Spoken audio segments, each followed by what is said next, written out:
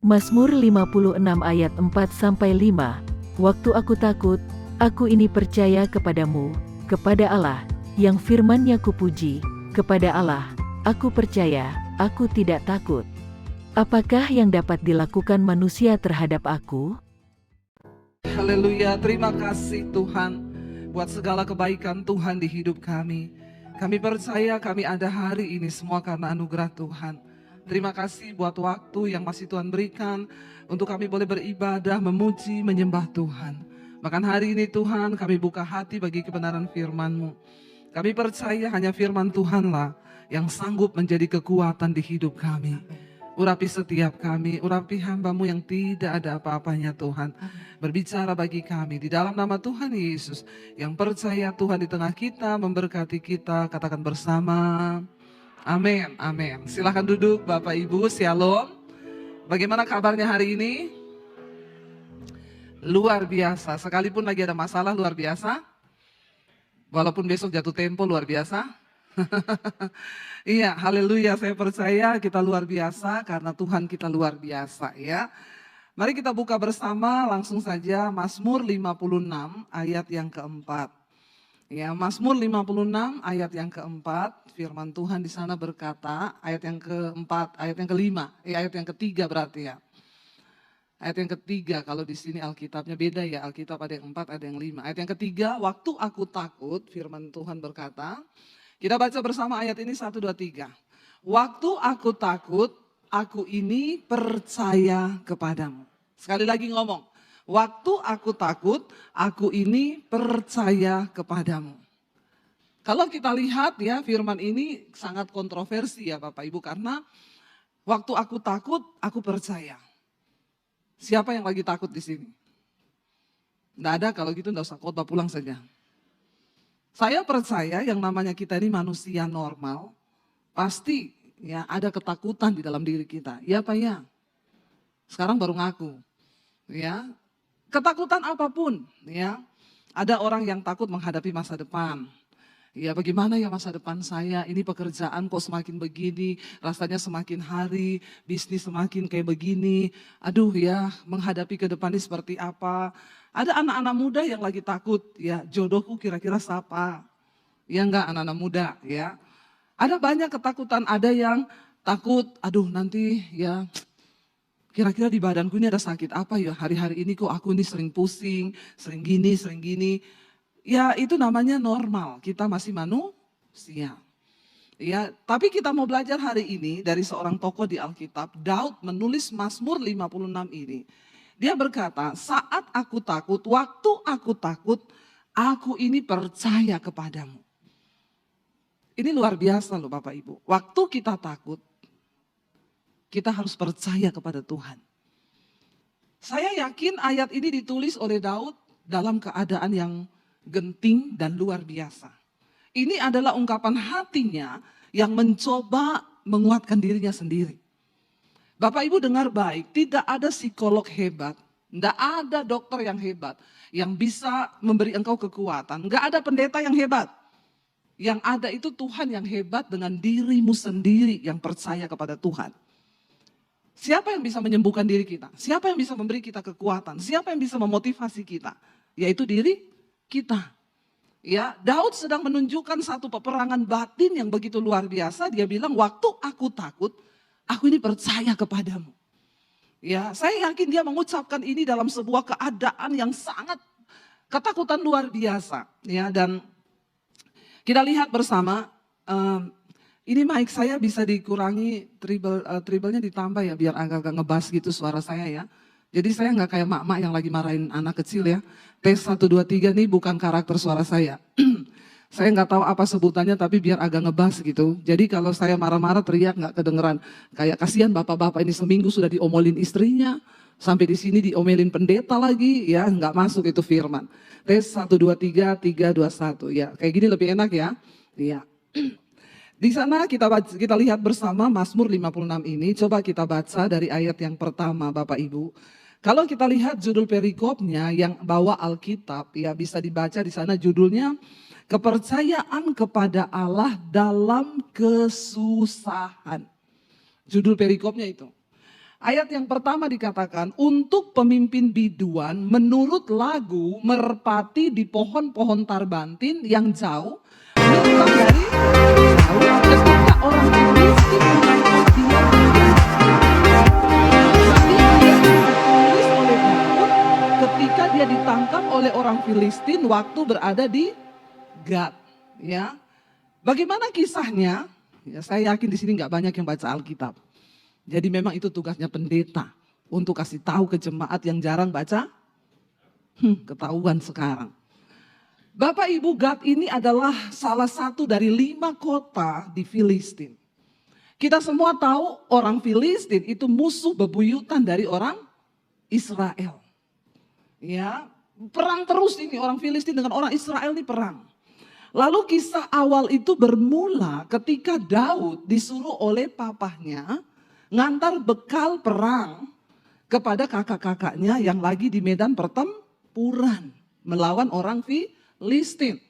Ketika Daud membawa roti dan keju untuk kakak-kakaknya yang berperang, karena Daud nggak masuk hitungan sebagai prajurit.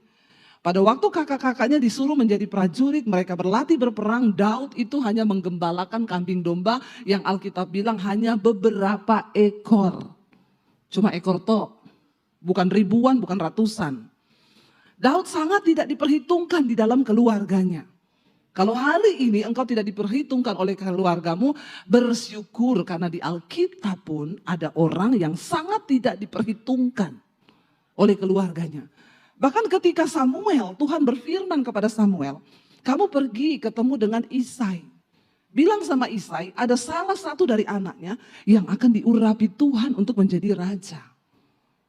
Dan Samuel berkata, besok kamu datang ke acara pengorbanan dan aku akan mengurapi anakmu yang sudah dipilih Tuhan menjadi raja. Pada waktu itu Isai hanya menampilkan kakak-kakak Daud. Daud tidak. Ya, bayangkan loh, ini yang ngomong seorang nabi. Pada zaman itu di Israel, nabi itu orang yang sangat disegani, orang yang dipakai Tuhan. Harusnya kan Samuel juga belum tahu anak yang mau diurapi itu yang mana kan. Harusnya dia berkata Isai, harusnya Isai itu nggak tahu kan. Harusnya dia bilang, anak-anakku semua yang laki-laki, besok Nabi Samuel akan mengurapi salah satu dari kamu. Jadi semua besok mandi. Tapi yang dipersiapkan hanya Eliab yang ganteng dan semua kakak Daud yang prajurit. Tapi Daud enggak, jadi Daud tetap menggembalakan kambing domba. Bapak Ibu bisa bayangkan nggak perasaan Daud? Ketika hari itu kakaknya mandi pakai baju bagus, disuruh pakai jubah untuk mau diurapi. Lalu kan pasti Daud tanya, kalian nih besok mau kemana? Kau udah siapin baju semua? Lu gak usah ikut-ikut. Kita bisa bayangkan perasaan Daud. Ya, makanya jangan terlalu alay lebay kalau gak diperhatikan oleh keluarga. Udah biasa di Alkitab pun Yusuf dibenci sama keluarga dibuang. Biasanya orang-orang yang dibenci sama keluarga gak diperhitungkan. Ketika engkau berlutut di kaki Tuhan, engkau hidup benar, hidupmu akan diangkat Tuhan. Aminnya kurang yakin. Berarti ini orang-orang gak dibenci sama keluarganya, puji Tuhan, haleluya 12 kali. Ya, akhirnya ketika Samuel akan mengurapi, dia lihat Eliab ganteng, tinggi, besar, badannya prajurit. Lalu Samuel berkata, wah, di depanku berdiri orang yang akan diurapi Tuhan jadi Raja Israel. Tapi Tuhan berkata, bukan. Manusia melihat apa yang kelihatan, tapi aku Tuhan melihat hati. Aku sudah menolak dia. Lewat semua kakak Daud, gak ada satu pun. Lalu Samuel tanya sama Isai, ini sudah semua anakmu laki-laki? Isai bilang, enggak. Ada satu lagi, di mana dia? Menggembalakan kambing domba. Daud gak diperhitungkan. Lalu Samuel bilang, panggil dia sekarang karena kita tidak akan duduk makan sebelum dia datang. Lalu Daud disuruh panggil. Ya, saya tidak dicerita di Alkitab dia sempat pulang mandi atau tidak. Pokoknya cepet-cepetlah buru-buru Daud datang. Ketika Daud muncul, Tuhan bilang, inilah orang yang aku berkenan. Manusia melihat apa yang di depan mata, tapi Tuhan melihat hati. Pastikan hari ini hatimu tuh beres di hadapan Tuhan. Karena Tuhan angkat kita, itu tergantung dari hatimu. Orang bisa melihat yang kelihatan. Orang melihat kepintaran, lulusan. Orang melihat ya titel, orang melihat tampang. Tapi Tuhan mencari hati. Amin. Dan akhirnya ketika Daud muncul, Tuhan berkata ini dia orangnya. Lalu ambillah tabung tandukmu, urapi dia dengan minyak. Lalu Samuel menyiram Daud dengan minyak. Tapi setelah itu Daud belum menjadi raja. Besoknya ceritanya, orang Filistin sedang berhadapan dengan orang Israel di satu lembah. Lalu Goliat muncul, raksasa besar, tingginya 6 hasta 1 jengkal. Bayangkan loh, ya orang Israel ya mungkin hanya 2 hasta apa 2,5, tapi ini 6 hasta 1 jengkal. Mereka tidak ada yang mau maju, karena dua-dua ini menghindari perang dan menghindari juga banyaknya yang terbunuh. Mereka berada di lembah. Pada saat itu Daud disuruh papahnya, kamu antar ini roti sama keju buat kakak-kakakmu yang lagi berperang. Daud datang, waktu Daud lagi antar keju, dia dengar Goliat berkata, siapa di antara kamu orang-orang Israel, mana pahlawanmu? Ya, kita maju berperang 1 lawan 1. Siapa yang menang, maka dia akan menjadi tuan dan orang kamu harus menjadi budak. Melihat tantangannya Goliat, semua bangsa Israel ketakutan, nggak ada yang berani. Ya, lalu akhirnya Daud sampai di lembah itu, mau antar roti sama keju. Perhatikan Bapak Ibu, ketika engkau punya hati yang tulus di hadapan Tuhan, Daud tidak menyangka kalau hari itu adalah hari Tuhan mempromosikan dia. Amin. Daud hanya melakukan tugasnya, yaitu apa? Bawa keju dan roti buat kakak-kakaknya. Daud tidak berpikir hari ini Tuhan akan mengangkat aku, Tuhan akan mempromosikan aku. Enggak usah dipikir. Kita kejar saja perkenanan Tuhan. Masalah promosi itu bagiannya Tuhan yang mikir. Amin. Daud bahkan enggak berpikir loh. Enggak ada sama sekali di benaknya, wah hari ini aku akan dimuliakan, aku akan ditinggikan oleh Tuhan. No, Daud tidak berpikir sama sekali. Daud hanya melakukan tugas seperti biasa. Dia nurut sama papahnya, dia antar itu ya roti sama keju untuk kakak-kakaknya yang ada di medan pertempuran. Ketika Daud sampai di sana, dia mendengar Goliat itu memaki-maki barisan dari bangsa Israel, Allah yang hidup dipermalukan. Lalu Daud bilang, ini orang yang tidak bersunat, ini siapa dia? Sehingga dia berani menjelekkan atau menjatuhkan wibawa Allah Israel yang hidup. Daud sama sekali enggak dilihat dan ngomong, lihat ya orang itu kalau bersama Tuhan, dia enggak lihat masalahnya besar atau tidak. Daud enggak ngomong gini, waduh gila ya, gede banget nih orang. Enggak ada sama sekali. Ketika Daud mendengar Goliat menantang pasukan Israel, yang di benak Daud cuma gini, siapa orang yang tidak bersunat ini? Yang berani-berani mempermalukan barisan bangsa Israel, barisan dari Allah yang hidup. Dia nggak lihat besar, orang tuh kalau dekat dengan Tuhan, ya semua masalah di hidup ini, engkau tidak akan melihat besar karena engkau tahu Tuhanmu lebih besar daripada masalahmu. Katakan, amin. Lalu dia bertanya kepada orang-orang di situ, apa yang akan diberi raja kalau ada orang yang bisa mengalahkan orang ini? Lalu rakyatnya dan juga seluruh bangsa Israel, prajuritnya berkata, kalau orang bisa mengalahkan dia, pertama raja akan kasih dia kawin sama anaknya. Kedua, dia akan diangkat menjadi kepala panglima perang di Israel.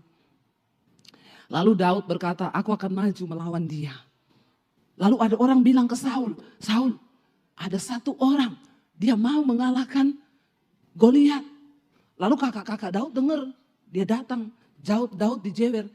Aku tahu kenakalanmu ya, kamu itu datang ke sini mau nonton perang kan? Kamu memang nakal ya, kamu pulang gembalakan kambing dombamu 1-2 ekor itu. Tapi Daud gak peduli.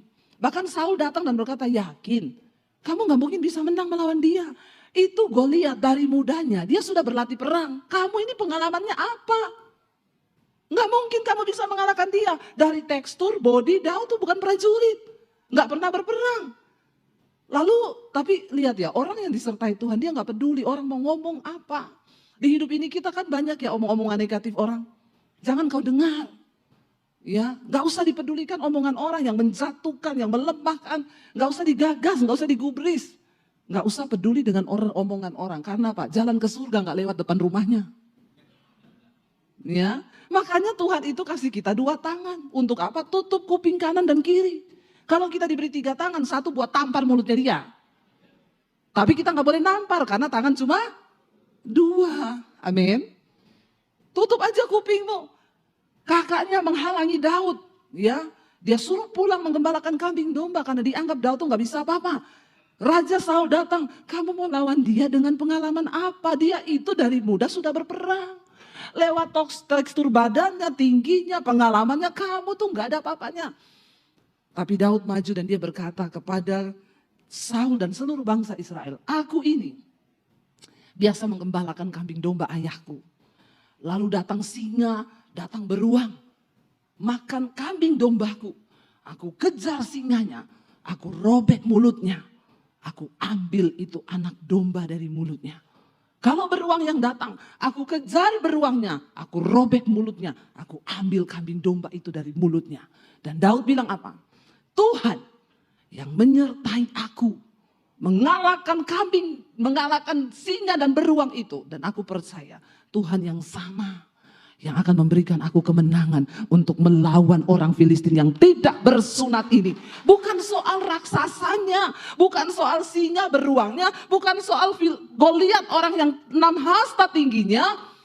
Tapi satu hal Daud bilang, Tuhan yang menyertai aku memberi kemenangan melawan singa dan beruang itu. Dia juga yang akan memberikan aku kemenangan menghadapi orang Filistin yang tidak bersunat ini. Wah, enggak Bapak Ibu?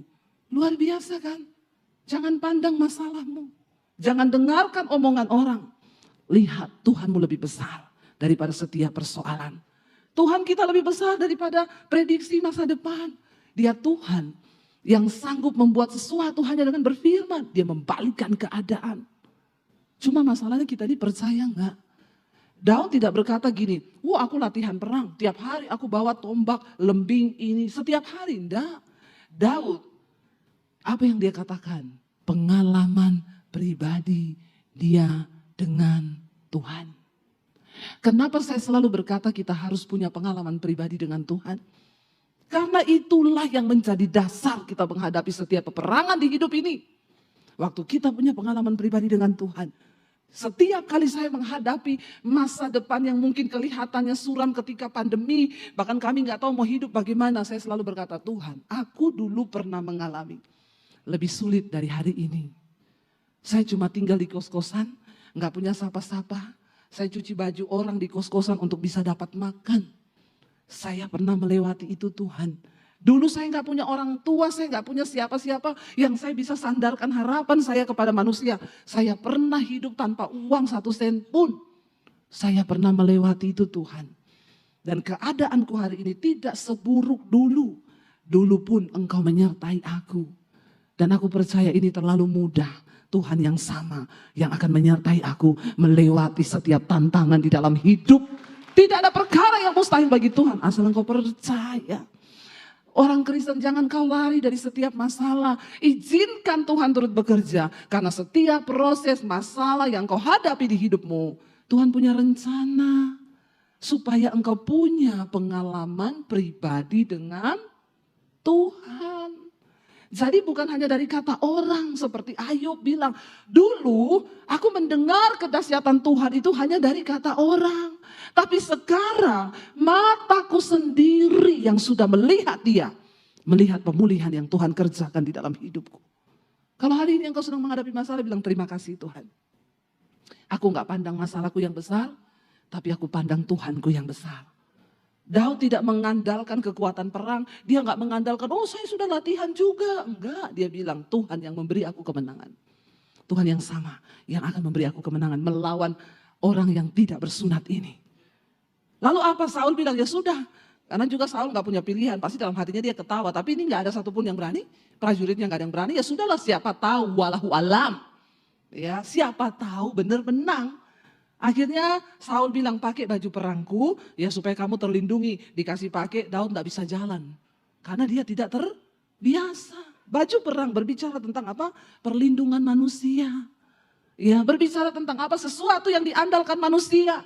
Karena Saul berpikir kalau engkau pakai ini engkau aman. Baju perang itu melindungi kita dari senjata. Tapi ternyata Daud tidak bisa. Daud gak pernah mengandalkan manusia. Dia selalu mengandalkan Tuhan. Jangan pernah engkau andalkan manusia di hidupmu. Sekaya apapun dia. Jangan pernah andalkan orang. Jangan andalkan saudaramu. Jangan andalkan iparmu. Jangan andalkan mertuamu. Andalkan Tuhan. Seringkali banyak orang hidupnya itu terkutuk, saudara. Kenapa? Kita pikir kita terkutuk kalau kita melakukan dosa yang besar. Kita pikir kita terkutuk kalau kita ini berzina. Alkitab dengan jelas berkata, terkutuklah orang yang mengandalkan manusia, yang mengandalkan kekuatannya sendiri. Tapi diberkatilah orang yang mengandalkan Tuhan. Seringkali kita baca ayat ini berulang-ulang. Tapi banyak orang Kristen hidupnya terkutuk. Saya melihat, kenapa? Sukanya mengandalkan manusia. Tidak pernah duduk di kaki Tuhan. Pikirannya kalau aku susah, ada mertuaku yang kaya. Oh, ada kakak iparku yang kaya. Oh, ada iniku yang kaya. No. Saya dengan suami menjalani hidup ikut Tuhan. Kita memulai dari min, bukan dari nol. Tapi kami punya prinsip. Kami tidak akan pinjam uang ke siapa-siapa ketika kami dalam kesusahan. Sebab Tuhan yang akan menjadi kekuatan kami. Ya, pinjam bank bisa enggak? Enggak bisa, karena saya ini enggak ada gaji bulanan. Kami ikut Tuhan dari dulu. Kita ini enggak ada gaji bulanan. Waktu pandemi datang, saya baru sadar. Ketika pandemi datang, kita kan enggak tahu sampai berapa lama waktu itu pandemi.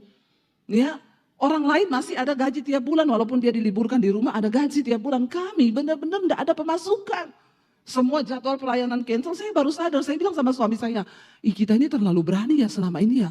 Kita ini hidup tanpa gaji bulanan loh ya. Makanya kita nggak bisa beli rumah kredit. Saya dulu pernah mau kredit rumah di bank, mau nyicil, ditanya, Bu, slip gajinya mana? Saya gajinya ada mas. Lah slipnya nggak ada. Orang banknya bilang, aneh ya, ada gaji tapi nggak ada slip ya. Emang ibu gajinya dari mana? Dari sorga mas. Terus slipnya dengan iman. Masnya bilang, maaf ya Bu, bank belum terima slip gaji dengan iman. Karena memang kita punya atasan belum beriman kebetulan. Jadi nggak bisa Bu pakai slip gaji dengan iman. Jadi kita dari dulu nggak bisa beli apa-apa itu kredit karena memang ya nggak ada slip gaji. Ya puji Tuhan hari ini semua beli cash. Tuhan, di mana engkau taruh iman pengharapanmu? Dia akan bekerja. Terkutuk orang yang mengandalkan manusia. Daud copot itu baju perang. Dia bilang, aku enggak cocok pakai ini. Enggak bisa jalan aku. Jangan ketika engkau ada masalah, langsung WA, pinjam duit, boleh enggak? Saya ada kebutuhan ini. Saya enggak suka tuh. Hari ini saya tuh banyak bantu hamba-hamba Tuhan di desa. Tapi begitu ada hamba Tuhan yang minta. Saya bilang sama dia, andalkan Tuhan. Tuhan bisa menggerakkan orang siapapun. Ya, jangan mau saudara. Kalau ada hamba Tuhan yang minta-minta, enggak usah dibantu. Suruh dia berharap sama Tuhan. Saya isi seminar hamba-hamba Tuhan di mana-mana saya bilang, kalau engkau tidak punya iman, jangan kau jadi pendeta. Apa yang mau kau andalkan di dalam hidupmu? Apa yang mau kau ajarkan kepada jemaatmu? Kau saja minta-minta, engkau mempermalukan Tuhan. Ya, apalagi ada yang curhat di mimbar, saudara. Saya itu puji Tuhan diberkati Tuhan, saya sekarang beli mobil. Ya, selama ini cicilannya lancar. Tapi bulan depan itu ya saya sih belum tahu ya dari mana datang cicilannya. Tapi saya percaya bahwa Tuhan akan mencukupi. Jangan saudara tergerak. Nanti ada jemaat yang tergerak. Pak saya tadi dengar khotbah Bapak. Gini Pak saya tergerak Pak mau kasih. Nah, itu saudara sudah jadi Tuhan buat dia. Itu namanya curcol. Curhat colongan. Di mimbar gak usah curcol. Gak usah ngomong kesusahan hidupmu. Cerita tentang kebaikan Tuhan. Ya ada hamba-hamba Tuhan tuh yang hidupnya makanya begitu, pelayanannya begitu, gak diberkati, terkutuk bahkan. Kenapa? Karena andalannya manusia. Ya lihat ada jemaat yang kaya, itu yang dia ya banggakan, itu yang dia harapkan. No Bapak Ibu, kita hidup berdasarkan iman kepada Tuhan. Saya nggak tahu ini bisa selesai atau enggak, kalau enggak saya lanjut di ibadah kedua. Nanti saudara ikut lagi atau nanti nonton aja, karena ini cukup panjang, gak bisa dipotong nih pembahasannya. Dan akhirnya Daud tanggalkan itu baju perangnya Saul, ditanggalkan. Ya dibuang, saya nggak bisa pakai ini, nggak bisa berjalan. Daud tidak pernah bisa mengandalkan manusia, karena dia selalu mengandalkan Tuhan. Lalu ditanya sama Saul, terus lu mau maju pakai apa? Pakai tangan kosong, nggak bawa tombak, lembing. Sementara Goliat sudah maju di tengah lembah itu, ya dia membawa tombak, lembing. Lalu Goliat menertawakan Daud dan berkata, kamu pikir aku ini anjing? Kata Goliat kepada Daud, anjingkah aku sehingga engkau mendatangi aku cuma dengan batu dan ketapel? Engkau harus mengalahkan aku bawa tombak, lembing, dan tongkat, tapi yang kau bawa apa senjatamu? Ya, lalu Daud balas Goliat begini, engkau boleh mendatangiku dengan tombak, lembing dan tongkatmu, tapi aku mendatangi engkau dengan nama Tuhan Allah yang hidup. Siapa yang bisa kalahkan Tuhan Allah yang hidup? Jangan takut Bapak Ibu, seburuk apapun keadaan di depanmu, saingan bisnismu mungkin terlihat lebih kuat, tapi berkat Tuhan itu tidak pernah tertukar. Amin. Ya, berkat Tuhan sudah ditakar. Dan Tuhan yang menjamin. Ketika di masa pandemi kami juga nggak tahu mau bagaimana. Saya bilang sama suami, yang terburuk mungkin kita jual rumah di Jakarta, kita pulang ke Solo. Karena nggak tahu mau bagaimana hidup. Ya, tapi kita berserah aja sama Tuhan. Karena saya percaya Tuhan dapat membalikkan keadaan. Cuma dengan dia berfirman. Dia bilang jadi, maka jadi. Memang di luar nalar kita. Lalu ya saya pun melihat bagaimana saya tidak mengerti kalau masa pandemi itu masa promosi buat saya seperti Daud. Siapa yang menyangka? Siapa yang tahu? Siapa yang menduga? Tapi itulah apa yang tidak pernah kau lihat dengan mata. Tidak pernah timbul dalam hati, itu yang disediakan Tuhan bagi orang yang sungguh percaya kepada dia. Singkat cerita Daud maju. Dia ambil satu batu, cuma satu loh. Satu. Dia taruh di ininya, dia ayunkan, dilemparkan. Alkitab berkata tepat mengenai dahinya Goliat. Batu itu masuk tertancap di kepalanya. Goliat jatuh dengan mukanya tertelungkup ke tanah. Orang yang tingginya 6 hasta. Cuma mati dengan sebuah batu kecil. Itulah Tuhan. Apa yang gak pernah kau pikir, apa yang tidak pernah kau lihat, itu yang sudah Tuhan sediakan bagi orang-orang yang percaya kepada dia. Tiba-tiba seluruh orang Israel, rakyat, prajurit, tentara bersorak kemenangan. Karena saat itu juga kemenangan menjadi milik dari orang Israel. Sebaliknya orang Filistin ketakutan. Ya, bahkan Saul pun bersorak-sorak sukacita karena kemenangan besar mereka raih. Tapi saudara, akhirnya hari itu juga Saul membawa Daud pulang ke istananya. Lalu dia mulai ya dekat dengan Daud. Dan promosi mulai diberikan, Daud diangkat menjadi panglima perang. Ya, tiap kali ada peperangan, ya dia pergi. Nggak usah lihat anak kecil nangis, kepo semua. Lihat saya saja, namanya juga anak kecil, biasa kalau nangis. Dulu saudara kecil lebih lagi dari itu. Ya, ada anak kecil nangis. Orang Indonesia kepo ya. Maaf ya. Jangan gagal fokus. Amin. Ketika akhirnya Daud diangkat jadi panglima perang, kemenangan demi kemenangan diraih oleh Daud. Lalu orang mulai bernyanyi, Saul mengalahkan beribu-ribu, tetapi Daud mengalahkan berlaksa-laksa. Tiba-tiba Saul menjadi iri hati kepada Daud. Ya, lama-lama saudara, ketika dia mulai iri hati, apa yang timbul? Dia pengen bunuh Daud. Dia bilang, ini orang-orang semua sudah menyanyi buat dia ya. Tapi itulah cara Tuhan mempromosikan Daud. Kenapa ini semua bernyanyi buat Daud? Ya, kenapa bukan buat aku? Bapak Ibu, jadi orang itu jangan iri hati. Karena itu hati-hati menjaga hati. Karena Tuhan itu melihat hati. Lah bagaimana kalau hati kita tidak beres? Hati itu perlu dijaga hati-hati. Kenapa? Karena tidak bisa orang lihat hati kita. Yang lihat itu cuma Tuhan. Makanya kita harus menjaga. Kalau saya pakai baju terbalik, orang bisa lihat. Bu, bajunya ibu kebalik. Maaf ya bu. Tapi kalau hati saya kebalik, siapa yang bisa lihat? Di depan tersenyum, di belakang pret. Banyak gak orang kayak begitu? Nggak usah curhat, nggak usah curcol. Banyak, di depan pura-pura baik. Ya, saya tidak terbiasa begitu. Saya kalau nggak suka, saya bilang nggak suka. Kalau suka, saya bilang suka. Ya, jadilah orang yang apa adanya, enak. Jangan jadi orang munafik, hidupmu nggak diberkati. Saul itu jahat, hatinya tuh siri.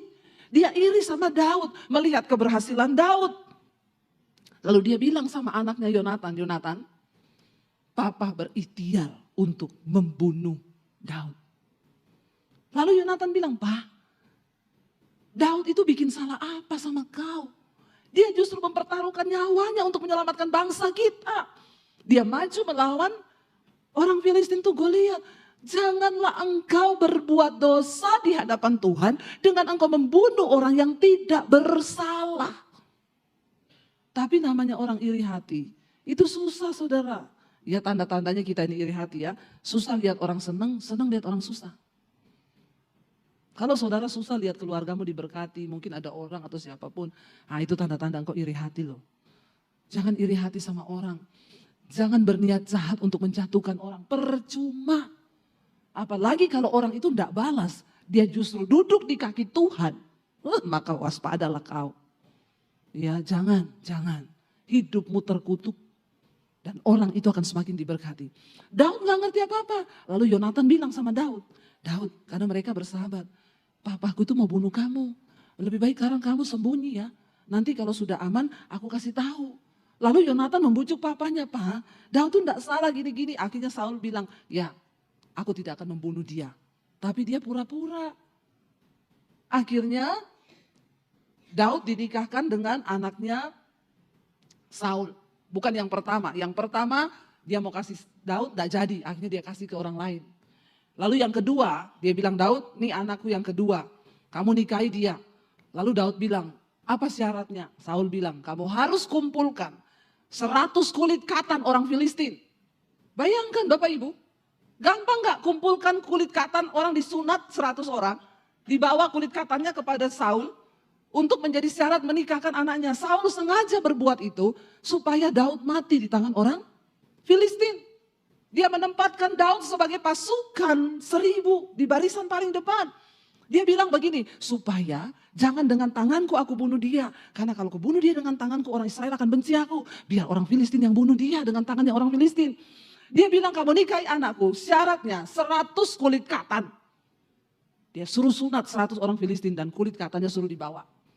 Daud menyanggupi, oke, aku akan lakukan itu. Daud bawa berapa? 200. Bukan 100. Enggak ditulis di mana tukang sunatnya. Dan tidak usah tanya yang tidak ditulis di Alkitab. Ya, wow, Daud bawa 200. Dia bawa kepada Saul. Dan dia bilang, bukan hanya kulit katanya, aku bunuh 200 orang Filistin. Di situ Saul menjadi takut. Wow, orang ini disertai Tuhan. Dia tahu loh, Daud itu disertai Tuhan. Tapi dasar orang iri hati, hatinya itu buta. Akhirnya Daud dikasih anaknya. Ketika Daud lagi tidur dengan istrinya, Saul suruh orang pergi, bunuh Daud diam-diam. Sampai dini hari, dia harus sudah mati. Akhirnya istrinya bilang sama Daud, papaku akan bunuh engkau dini hari. Hari ini kau lari. Lari kau supaya kau tidak mati. Karena sampai dini hari kau tidak akan dibiarkan hidup. Daud pergi lari saudara. Dia bingung mau lari kemana. Pelarian pertama dia lari ke kota Nob. Itu adalah kota para imam. Karena Daud berpikir dia bisa sembunyi di kota para imam. Pasti Saul takut. Kalau dia sembunyi di para imam, imam-imam ini kan orang yang disertai Tuhan. Orang yang diurapi Tuhan. Maka Saul tidak berani akan datang ke situ. Daud datang bersembunyi di sana. Kedengaran Saul bahwa Daud sembunyi di kota imam. Lalu Saul datang ke sana. Dia bawa prajuritnya. Apa yang terjadi? Daud melarikan diri. Saul bunuh semua imam yang ada di kota Nob. Orang itu kalau iri hati Bapak Ibu. Dia dibutakan. Semuanya dihalalkan segala cara. Ya, supaya iri hatinya itu terbalaskan. Daud tuh gak bikin salah. Seringkali ada orang-orang dalam hidup kita yang kita tuh gak pernah bikin salah sama dia. Bahkan sorry ya, kenal aja kagak loh. Tapi bisanya menjelekkan kita tuh sampai kemana-mana kita dijelekkan. Ya, apalagi dulu saya sering sakit hati sih kalau dengar orang begitu. Tapi sekarang saya belajar. Kata suami saya gini, kamu tuh sekarang ya bukan apa-apa ya. Kamu tuh sekarang ya diakui atau tidak ya kamu tuh sekarang jadi public figure. Banyak orang melihat kamu. Ya kamu bayangkan ya kayak Maya Aistianti. Itu gak semua orang muji dia loh. Ada haters. Dan haters tuh kadang kita gak kenal. Lo lucu tuh saudara, gak kenal loh. Gak kenal bisa jelek-jelekin kita loh. Kenal aja kagak, maaf. Lalu di situ saya menyadari, oh iya ya betul juga ya. Dari situ saya gak pernah sakit hati. Ya karena hater itu sebenarnya fans yang tidak kesampaian. Ya, orang itu kalau menjelekan kamu kenapa Bapak Ibu? Karena dia terlalu fokus pada hidupmu. Dan dia lupa dengan dirinya sendiri. Karena mungkin kamu terlalu bahagia. Makanya dia iri. Makanya nggak usah dipeduli. Ya, bahkan Saul, ini orang sudah gila. Logikanya nggak jalan. Daud lari ke kota Nob. Dia bunuh semua tuh nabi yang ada di kota Nob. Karena dia anggap menyembunyikan Daud. Lah orang tanya Daud tuh salah apa? Nggak ada salah. Cuma gara-gara perempuan-perempuan bernyanyi. Bahwa Saul membunuh hanya beribu-ribu. Tapi Daud membunuh berlaksa-laksa. Loh siapa yang angkat Daud? Tuhan kan? Kenapa Saul begitu rupa? Akhirnya Daud bingung mau lari kemana lagi. Dia lari ke Gad. Mazmur 56 ini ditulis ketika Daud melarikan diri ke Gad. Apa itu Gad? Kota apa? 5 dari salah satu kota. Di antara kotanya orang Filistin, yaitu Gad. Siapa orang Filistin? Musuh orang Israel. Sampai Daud melarikan diri ke daerah musuh dengan harapan Saul nggak mungkin mengejar dia. Karena di situ tempatnya musuh. Bayangkan bagi Daud sudah tidak ada tempat aman. Bagi Daud aku lebih baik lari ke daerah musuh karena di daerahku sendiri aku sudah nggak tahu mana musuh, mana teman, mana saudara. Semuanya musuh dalam ngerinda. Banyak musuh dalam selimut di hidup ini. Ya, tapi enggak apa-apa. Kalau Tuhan izinkan itu terjadi, berarti saudara masih hidup. Amin. Ya, enggak apa-apa. Dinikmati aja. Inilah hidup. Kadang saudara kita yang jadi musuh dalam selimut. Ya, kadang teman kita. Ya, kadang orang-orang terdekat kita. Sampai Daud tidak ada lagi tempat aman di daerahnya sendiri. Dia lebih pilih melarikan diri di daerah musuh. Bagi saudara kira-kira lebih enak mana? Di daerah musuh kira-kira ketemu mati enggak? Dan Gad itu adalah kota asalnya Goliat yang dibunuh oleh Daud. Sangat berbahaya nggak dia lari ke sana? Sangat. Makanya Bapak Ibu, Daud menulis di sana, dia bilang, waktu aku ini takut, aku ini percaya. Dia itu menulisnya dengan linangan air mata. Di mana ketakutan begitu hebat di dalam dirinya. Tidak ada lagi tempat aman untuk dia lari. Kalau saudara masih punya penggumulan yang gak terlalu berat, gak usah alay lebay. Saya yakin tidak ada dari antara kita yang mengalami seperti apa yang dialami oleh Daud. Kenapa dia menulis ayat ini? Waktu aku takut, aku ini percaya kepadamu Tuhan. Itu adalah satu ungkapan hati yang begitu dalam. Dia tidak lagi tahu berbuat apa. Dia sudah bingung apa yang akan terjadi. Saudara, sebuah pergumulan terbesar dari manusia adalah ketika dia diperhadapkan dengan yang namanya kematian. Kita cuma masalah keuangan, kita masih hidup. Tapi kalau yang sudah namanya kematian di depan mata, disitulah iman ini diuji benar-benar. Daud bilang, waktu aku ini takut, aku ini percaya kepadamu Tuhan. Sekarang kita baru ngerti, ya, dan ayat ini dikatakan ini adalah miktam dari Daud ketika dia ditangkap di negeri orang Filistin. Lalu apakah Daud ditangkap? Ya, orang mengenali dia. Ini kayaknya orang yang dulu pernah membunuh Goliat pahlawan kita. Lalu Daud ditangkap dan dibawa menghadap kepada raja mereka yaitu Raja Akis. Daud bingung. Entah mau bagaimana. Lalu Daud dikasih mungkin hikmat sama Tuhan.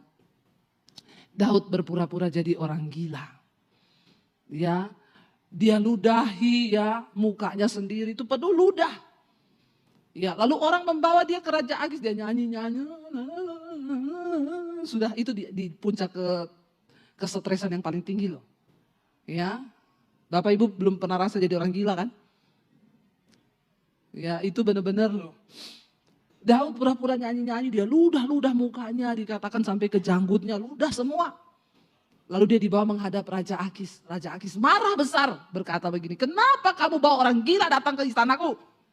Lalu pegawainya bilang, tapi ini dulu orang yang pernah membunuh Goliat. Tapi Raja Akis tidak percaya dan itulah Tuhan. Ya, Ini bisa ditiru ini kayaknya ya. Kalau Bapak Ibu ada debt collector datang ke rumah, pura-pura aja jadi gila. Debt collectornya datang, nyanyi-nyanyi aja. Ya, jangan ditiru, ini adegan berbahaya. Dan hanya dilakukan oleh para ahli saja. Ya, kalau saudara tidak ahli jangan. Ya, lalu Daud dilepas Bapak Ibu. Tetapi di dalam ketakutan yang memuncak karena ini daerah musuh, daerahnya Goliat yang pernah dia bunuh. Ini sama dengan antar nyawa. Daud untuk lari ke kota Gad itu sama dengan dia mati konyol. Tapi tidak ada lagi tempat untuk dia lari. Di sana dia mengalami ketakutan yang luar biasa. Tapi dia bilang, waktu aku takut, aku ini percaya kepada Tuhan. Apa yang kau takutkan hari ini? Bapak Ibu, angkat imanmu kepada Tuhan. Datang pada Tuhan dan bilang, Tuhan kami mau belajar percaya. Bangkit berdiri bersama, masuk dalam hadirat Tuhan. Terima kasih Bapak.